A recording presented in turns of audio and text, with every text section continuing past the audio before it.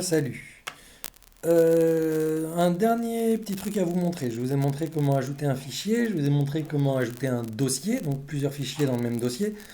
Il y a un truc qui me semble quand même assez important, c'est d'ajouter un devoir.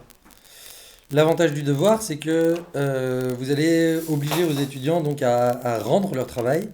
Et vous allez voir qu'il y a différentes options qui peuvent être assez intéressantes. Je pense que c'est surtout intéressant pour les activités de production écrite que vos étudiants devront vous rendre. Même chose, je suis revenu sur mon cours, donc groupe 3, j'ai toujours mon document que j'ai posté, mon dossier, mais j'aimerais ajouter un devoir. Toujours la même chose, j'ajoute, et au lieu d'aller, là j'avais fait dossier, j'avais fait fichier, maintenant je vais aller dans l'option d'ajout d'un devoir. Vous voulez ajouter un devoir. Hop, nom du devoir. Je suis toujours sur la météo. Production écrite. Ah, pardon, désolé. Je suis allé trop vite. Production écrite sur la météo. Voici un devoir à rendre sur la météo de votre pays. Alors moi, mon devoir, il consiste tout simplement en un document Word. Vous pouvez aussi, pourquoi pas, poster le sujet sur votre page et demander aux étudiants de rédiger directement sur la page. Ça, c'est à vous de voir. Pour refaire la manip encore une fois, je vais déposer moi mon sujet de production écrite qui est ici. Donc, production écrite à rendre. Tac, je double-clique. Elle s'est affichée.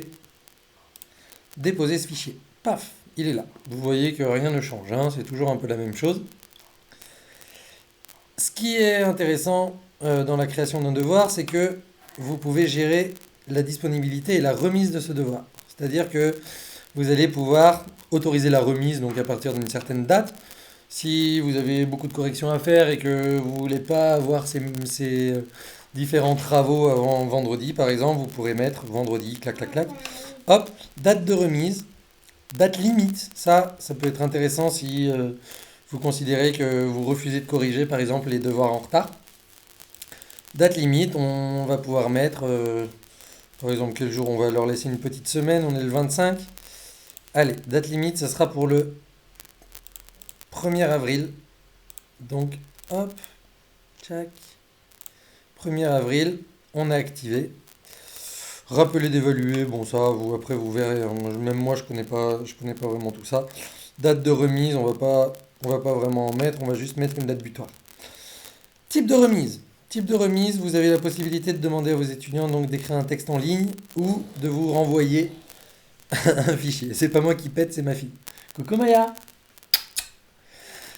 Euh, le nombre maximum de fichiers qu'ils peuvent vous renvoyer, la taille maximum des fichiers, donc 1 méga, hein, faut pas être trop gourmand, on va pas leur demander d'envoyer une méga vidéo, truc comme ça.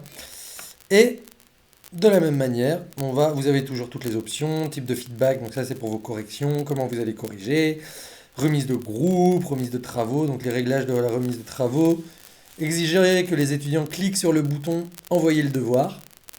Donc ça, c'est vraiment pour les obliger à le faire. Demander aux étudiants d'accepter la déclaration de remise pour tous les devoirs. Voilà. Réouverture des travaux remis. Non. Donc ça, c'est si jamais ils veulent corriger des petits trucs, etc. Enregistrer et revenir au cours. Paf, magnifique. En plus, mon devoir s'est installé. On va quitter le mode édition. Allez sur mon devoir. Et là, vous allez avoir accès donc au nombre de participants. Donc là, bien sûr, sur mon cours, moi, il n'y a que un étudiant pour l'instant, c'est moi-même. Et vous allez surtout pouvoir checker les devoirs remis. Donc combien d'étudiants vous ont rendu leur travail. Et les évaluations, ça franchement, j'ai pas encore regardé. Il y a beaucoup plus important. Voilà, c'était création d'un devoir, ça me semble être quand même quelque chose de très très important. Ah, désolé pour les oreilles. Je vous refais une vidéo dans 5 minutes.